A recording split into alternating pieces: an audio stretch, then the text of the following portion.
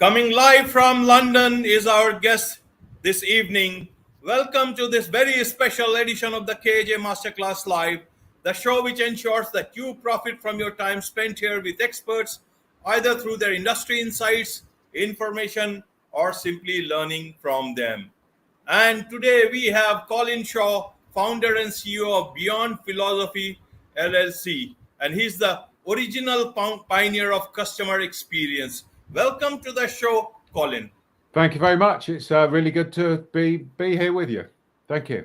Thank you. Thank you for joining us, Colin. So you are an original pioneer of customer experience, and LinkedIn has recognized you as one of the world's top 150 business influencers. And you have around 3 lakh followers, 300,000. And your customer experience company, Beyond Philosophy LLC, has been recognized by the Financial Times as one of the leading management consultancies for the last 4 years in a row. And you have written several books on customer experience. So no better person to speak to us about customer loyalty, customer service, customer experience than you. So welcome once again. So the whole idea is to talk about how to create loyal customers.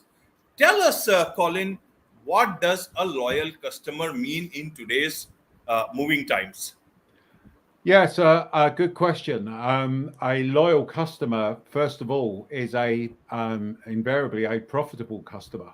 And why is that the case? Well, one of the reasons that's the case is that you don't have all of the acquisition costs that go on from there. But I think, as you say, the first thing to do is to really try to sort of define what we mean by loyalty. And this raises a really interesting topic, which is about, well, if you think about it, who are the people that you are loyal to? So maybe your listeners would give that some thought. Who are the people that you're really loyal to? And what you discover is that the people that you are really loyal to are people like your family and your friends. And when you start to examine, well, what does that mean? Basically, it means that there is an emotional attachment. So we human beings, whether no matter where we are in the world, because we're all human beings, we have a loyalty means an emotional attachment. Okay, so the interesting thing is that our family, wives, kids, our brothers, sisters, can do things to us that we don't like, but we still love them. We still are loyal to them, and this is one of the things that businesses sort of fail to understand. Most businesses today talk about loyalty as if it means the customer comes back to us and gives us all their money. Okay. Right. Well, that may be sort of the goal of what you're trying to achieve, but that's not loyalty.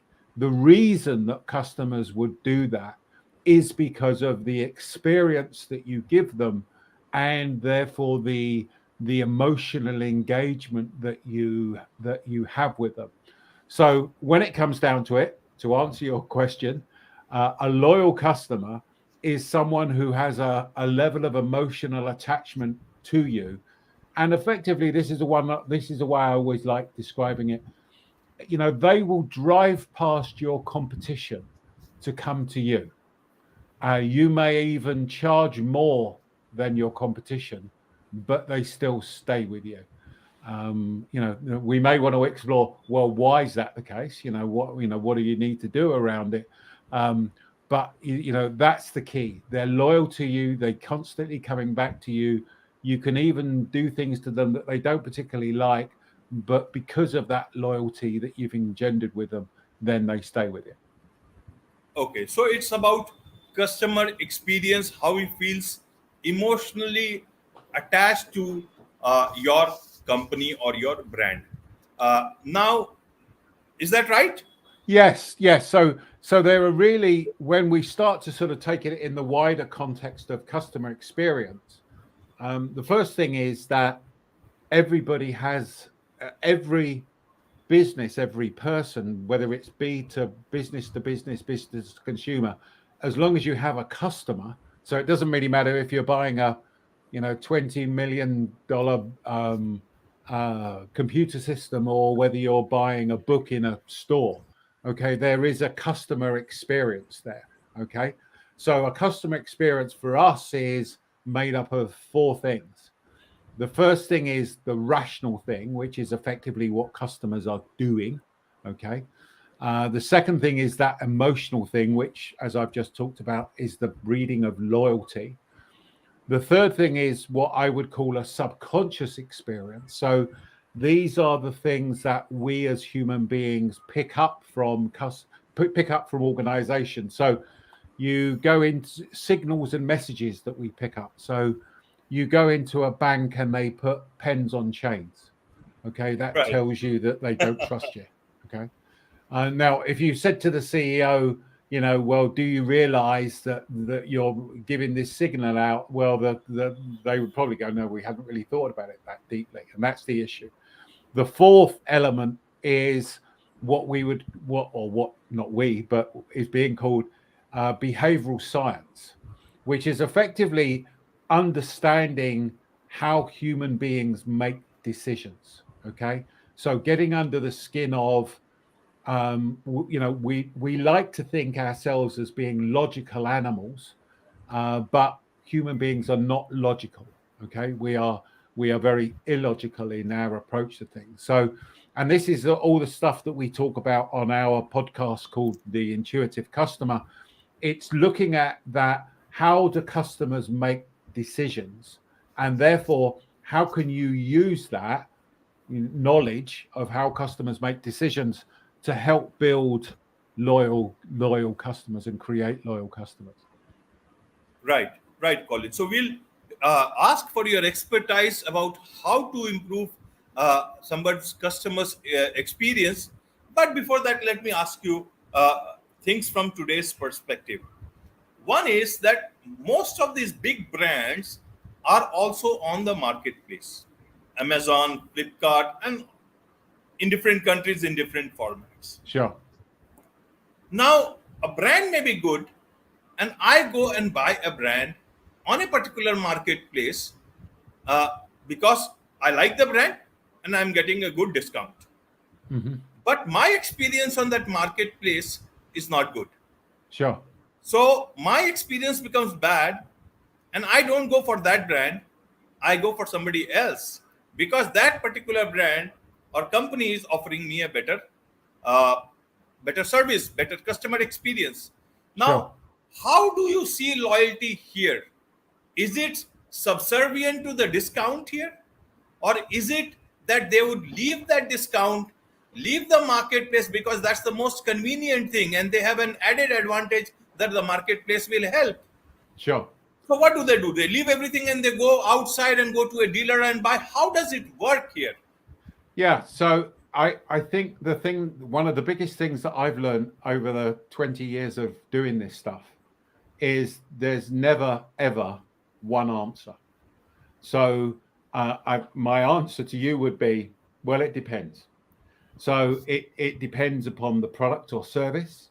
It depends upon how convenient or how much convenience are we talking about? Are we talking about that you can, walk 10 yards down the road and buy something?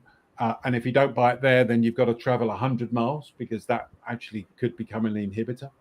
Are we talking about triple the expense by going somewhere else? So I guess the point I'm trying to make is that there are lots of different ways of looking at it. Let me give you an example of this that may actually help this conversation. And this goes back to this sort of behavioral science piece. Okay, so your question really is around, well, how are we making a decision? And there's a thing called, and again, this is worldwide. Okay, this is, clearly there are cultural differences in every country, Right. but this is human behavior. There's a thing called the evaluability heuristic. Okay, which sounds very grand, but it's not. Let me explain it to you. The heuristic is a rule of thumb that we human beings use to make decisions. Okay, so let's go back to your scenario. I want to buy something, but the experience I'm getting is not very good here, etc., etc., etc. And I said to you, well, it depends. So what's the evaluability heuristic? The evaluability heuristic is, how do I evaluate the decision that I am just about to make? And what we discover is, and let me give you an example of this. I live half my life in Florida, in America. And in Florida, in America, there's a lot of lightning. Okay. And because there's a lot of lightning, the power goes out. Okay. And because the power goes out, my internet goes out. So I decided that what I was going to buy is an uninterruptible power supply. Okay. I know nothing about uninterruptible power supplies, about watts, amps, anything. I go onto Amazon and I look down at the list of power supplies, and the only thing, and it's got this amount, this one's got this amount of watts, this one's got this amount of amps, this has got etc., different prices.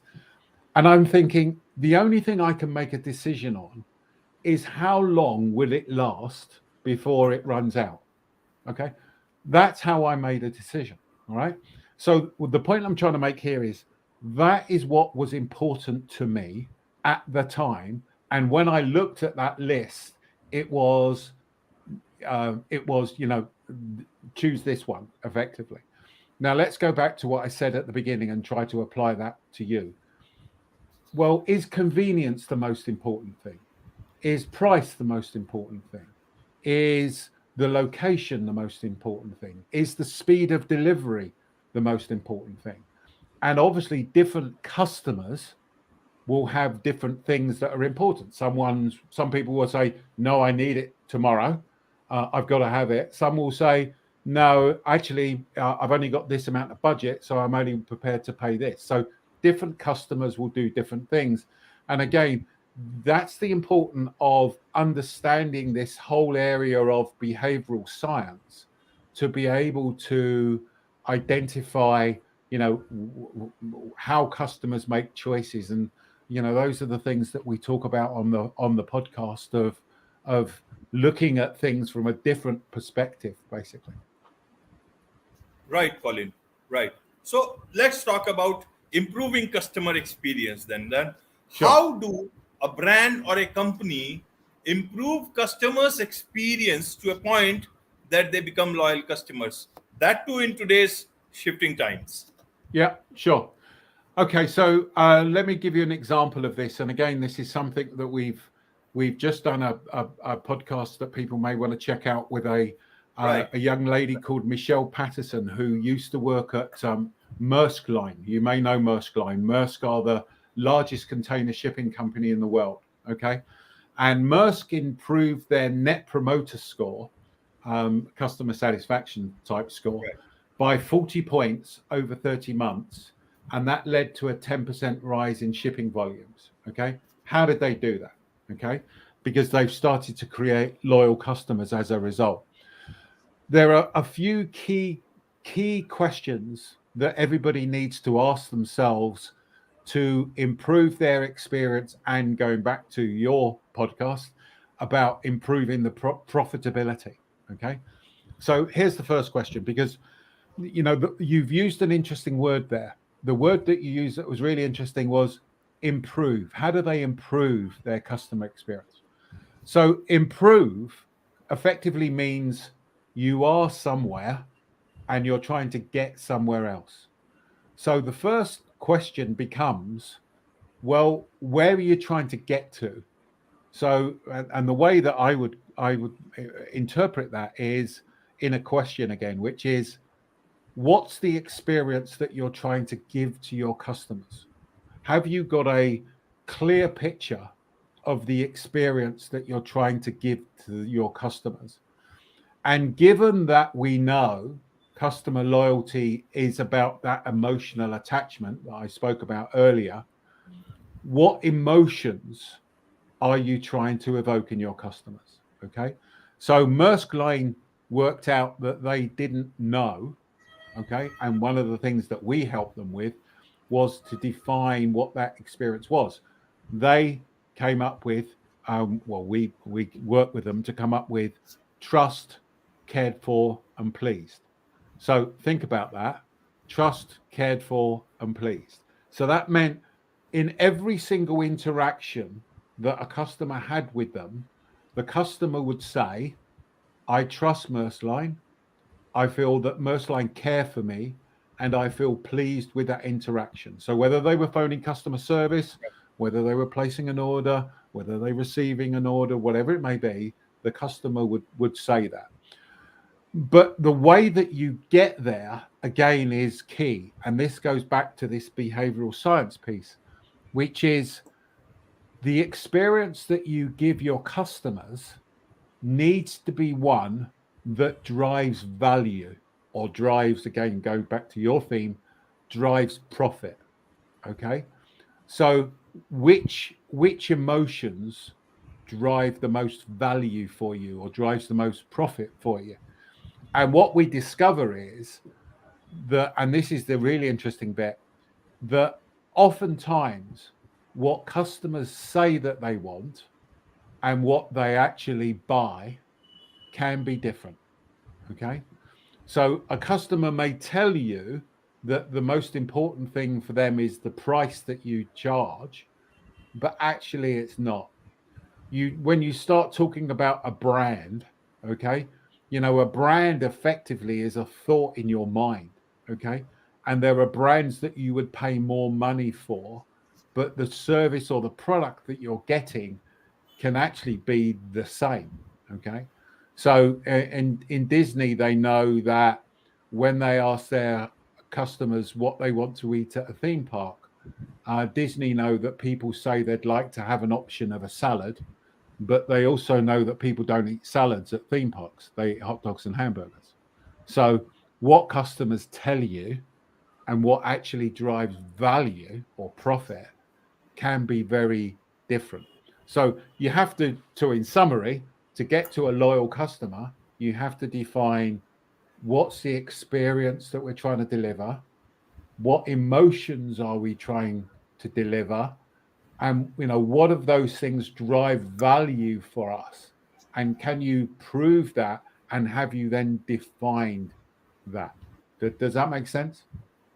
Yes, yes, it makes sense. Now, tell us one thing, Colin. Then, if we do not know that how customers decide finally, then how do you design a great customer experience before he comes to you? I'm talking about potential customers here, which form a huge number of people for any company. Yeah. So really good question. Couple of things here. Firstly, a big mistake that a lot of organizations get into is they don't segment their market well enough. Okay. They talk about having customers that are from this region, customers that are coming from that region. They talk about customers, large customers, small customers, medium-sized customers. That's the wrong way to look at customers. You should be looking at customers from more of a behavioral standpoint. Okay. Now let me go back to this, and I'd like to actually offer a challenge to your listeners. Okay. What I would like them to do, okay, is not to listen to their customers. I would like them to see what their customers are doing. So don't listen to what your customers are telling you. I'm not saying ever, just for a period. Don't listen to what they're telling you. Watch what they are doing. Okay. Go look at what happens on your website. Look at the analytics about your website. Where do they travel to? Where do they leave your website? Where do they click on the different parts of your website? And what you'll discover is this. You will discover that what customers say and what customers do is very different. And what the important thing is to look at what they do. Once you've looked at what your existing customers are doing, you can then start to go, well, hold on. There's this group of customers over here that are potential customers, going back to your point, that are potential customers that if we changed our experience so it was more like this and changed our messaging towards them, and we looked at that more sort of subconscious way of talking to them, yeah, so not putting pens on chains, we would start to appeal to that group of people. So it's understanding how your customers are segmented. It's about then understanding what the customers are doing rather than just being fixated on, because you know as well as I do that every customer that you will ever meet, if you say to them what's the most important thing, they will say price. Okay. And what we know is it's not price. Okay. Brand is a key aspect of it. And it's not just that people do not just go for the cheapest thing unless it's a real commodity. And I'm talking about a real commodity. Okay, okay, Colin.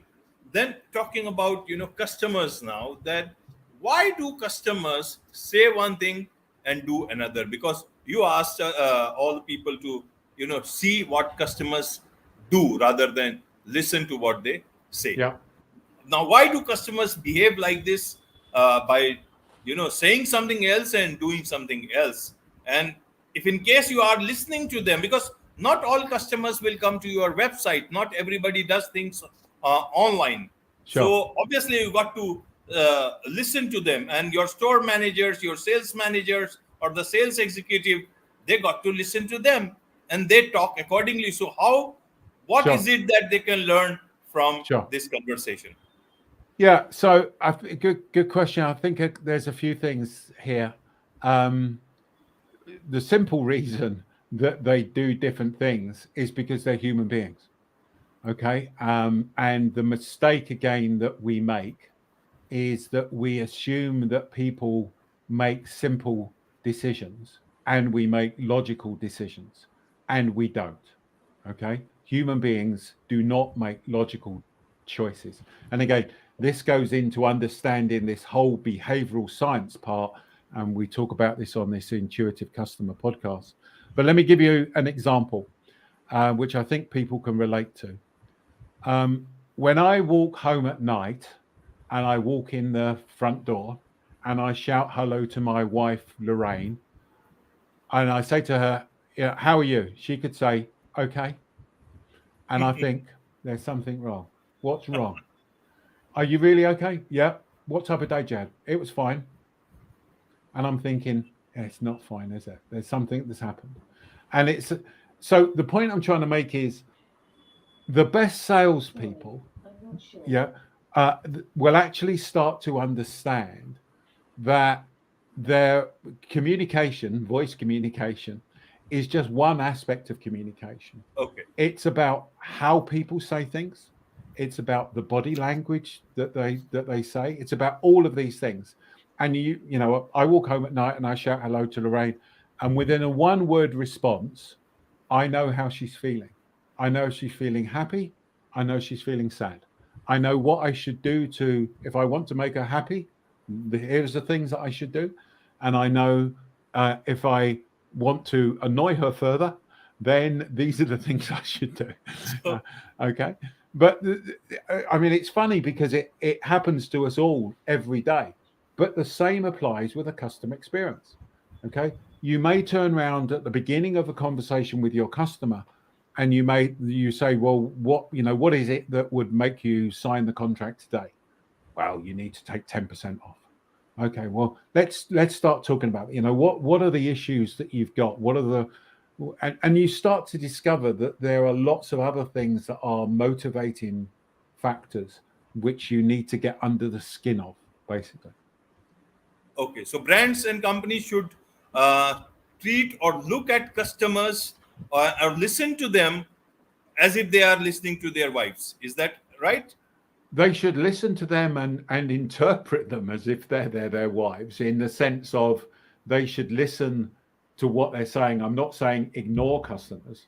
What I am saying is look at what they're doing, hear what they're saying, yeah, or sorry, let me take a step Right. back. Listen to what they're telling you, but watch what they are doing. Okay. And it's Okay. what people do is more important than what people say. Okay. Right. Because I may tell you, how many times have you said to someone, yes, I will buy that product or service, and then you've never done it. Yeah, I'm sure you've done it a number of times. And the question then becomes, well, why did you tell that person that you would use their service and then you haven't? And the answer to that is much more complicated. So look at what people do more than what people say. Right, right, Colin. So now let's look at the online experience now. A lot of customers buy online, and a lot Yeah. of them do their research online. And perhaps many of them are women, or perhaps if the husband is there, then the wife is also sitting next to him and sitting and seeing the products along with him. Now, how do companies design a great digital experience for people who are looking to buy online? And they will not talk to you, they will not tell you anything, they will do things there and they will just place the order, or they will not do anything at all. How Sure. do you make them buy your product? So again, it's about a lot of this goes back to understanding your customers. Okay, so and therefore profiling your customers. So and not just in fact profiling your customers, but profiling the people that you would like to be your customers. Going back to your point of of potential customers, because there is no point in creating a wonderful looking web page. I've got three kids. Okay, the type of web page that they would like and the type of web page I would like are very different. Okay, Right. so you got to profile them, but it's not then just about age. Okay, my daughter the other day was asking my advice on what mobile phone she should buy. Okay, and I said to her, "Hold on, I'm twice your age and you're asking me for technical advice. Surely it should be the other way around." So the point I'm trying to make there is you can't just say, "Oh, well, this is this type of person. They're earning that type of money. Therefore, they're going to, this age, they're going to like, we need to build it that way." You have to look at it deeper and more about that whole area of behavior. Okay. The second area is, again, looking at what people are doing. So I would encourage people I would be asking to sit over either do ethnographic research, okay, which basically means watching what people are doing when they're buying online. And you can get lots of tools now that will track where the cursor is going. You can actually look at how customers are feeling. Okay, so again, this is in a research setting, but through the cameras, you can start to pick up what are called micro expressions. So it may be that, I don't know, I'm looking at something, I'm a bit surprised by the price, and my eyebrows go up, as I'm looking at shock, and that's a little bit of shock. Now, I've done that involuntarily. Okay, so the point I'm trying to make is there are various different tools that you can start to use where you can analyze what customers are doing, even in the web setting. Some of them are research, but the other area that I mentioned earlier is just by looking at the analytics and seeing what pages people are going to, what they're not doing, when they're leaving you, why are they leaving you, so on and so forth. Right, Colin. Right. Now, after having spent so many years, you have written several books and seen consulted a lot of companies. People have taken your advice. In 2002, you left your corporate life to, make the customer experience better because you thought that this would become a critical business issue. Mm-hmm. In 20 years, after having written so many books, after so many companies taken your advice, do you think customers experience issue has become less critical, or it has become, a difficult issue from both sides, even from a customer point of view and even from a company point of view? How do you see this whole issue of customer experience now vis-a-vis what you saw in 2002? Sure. I personally think we're at a point of change. And I think that the point of change is going to happen as it does at different stages as we go around the world. Okay. But again, I wrote on this on LinkedIn a little while ago. Again, did a podcast on this, and I think that we are at the bottom of the change in customer experience. Okay, so what do I mean by that? I can give you some stats from America. I don't have any for India, So but what we know in America is that customer satisfaction is actually at a 17-year low. Okay, so despite all the focus on customer experience, despite all of the rise in the industry, that we're at a 17-year low. Now, you could turn around and say, well, that's because of COVID. And some of it clearly is because of COVID, but not all of it. But because between 2010 and 2019, so pre-pandemic, only a third of organizations improved their experience. When I started in this industry 20 years ago, I saw a number of things starting to come together. Okay. And I thought to myself, customer experience is going to be a big thing. And as you said, I left a highly paid corporate job and started my own company. I'm seeing similar trends now. Okay.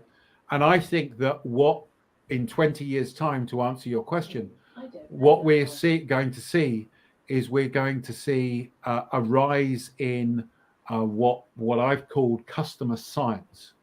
Okay, and customer science is the fusion between AI, data, and behavioral science. And you've asked questions about the web. The web is driving a lot of this, and people like Apple, Amazon, Google are doing this stuff now.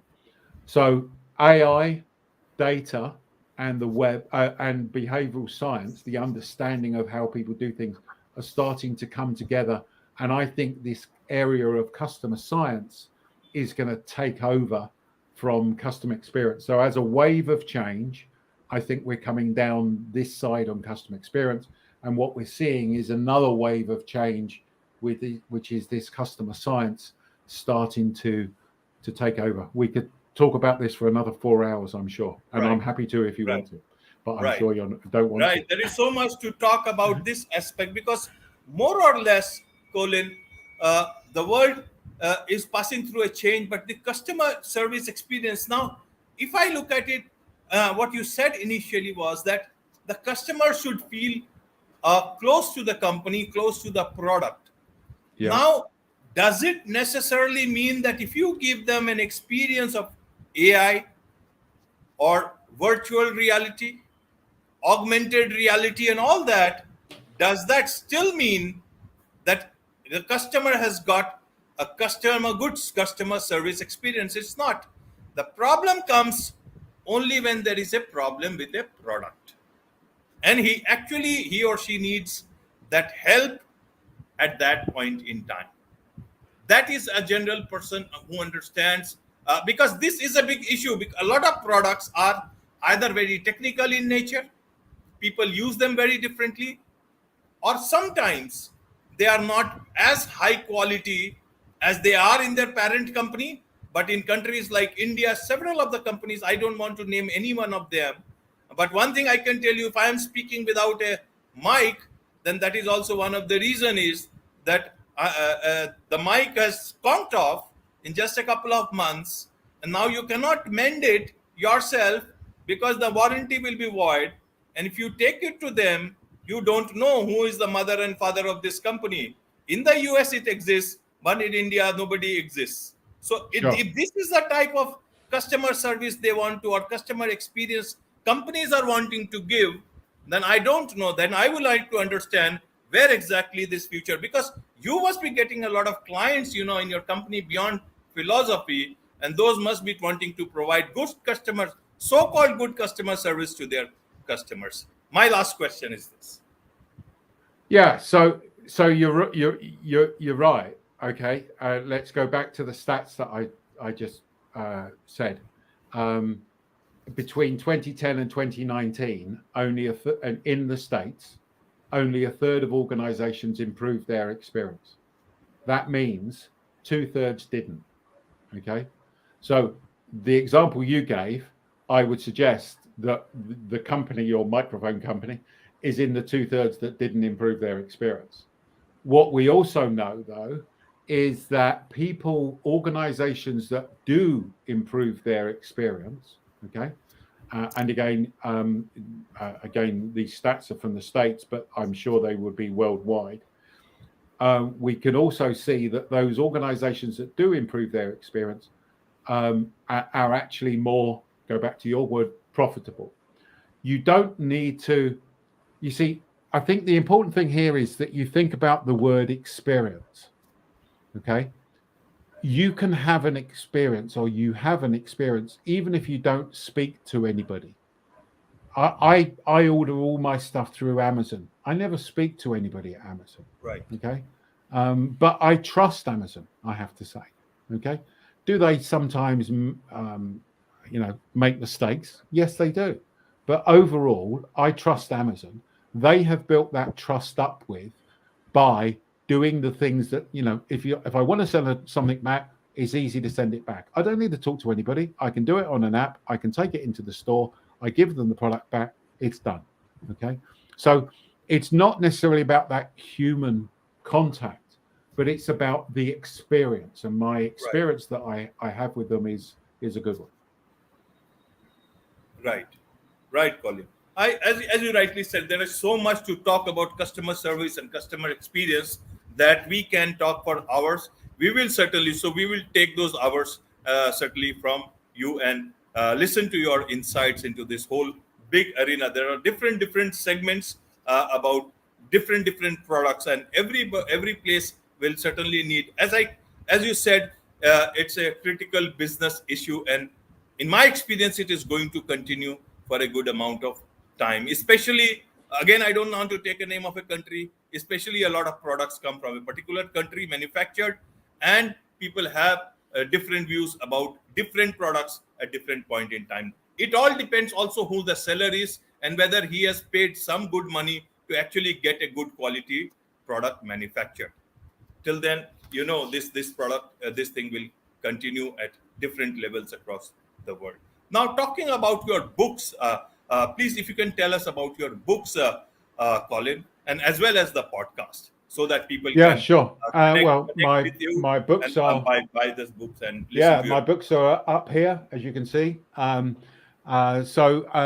one of the two books I would recommend people to look at. One is called The Intuitive Customer, where we talk all about this behavioral science aspect of things.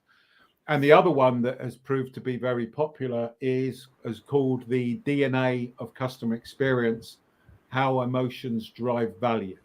And both of those books are about how to get loyal customers, but they look under the skin of not just looking at things from a rational perspective, but looking at that emotional, subconscious, and psychological aspect of things.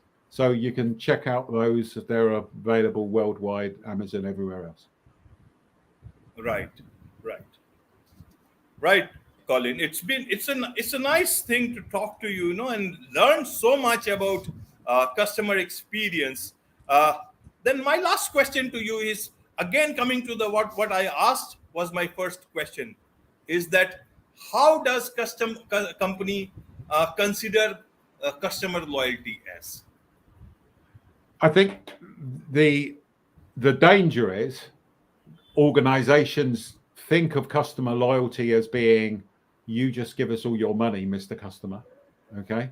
Whereas what they should be thinking about it from us is customer loyalty is a way of making profitable customers, because I recruit the customer once and then I have to retain them. But once, the way to retain them is to build that emotional attachment, to build that emotional connection between them. And that means, if I go back to my wife, Lorraine, that means the relationship is a give and take relationship. There are sometimes things that Lorraine will do for me and I will do for Lorraine that, are give and take in that relationship. There are sometimes things that I do or she does that annoys us. And the same applies with a company. And it's that human element of that give and take that I think is important. So it's not just about the person giving you all their business. It's also about you thinking, how can you help them? And again, the final thing I would really like for people to think about is to look at what their customers are doing, not what they're saying. So really spend some time just looking at what your customers are doing and think to yourself, why are they doing that? And then how can you interpret that? Right. With this, it's a wrap on this very special edition of the KJ Masterclass Live. Thank you so much, Colin, for your time. Thank you. It's been really good, really interesting conversation, and you've had some really good questions. Thank you.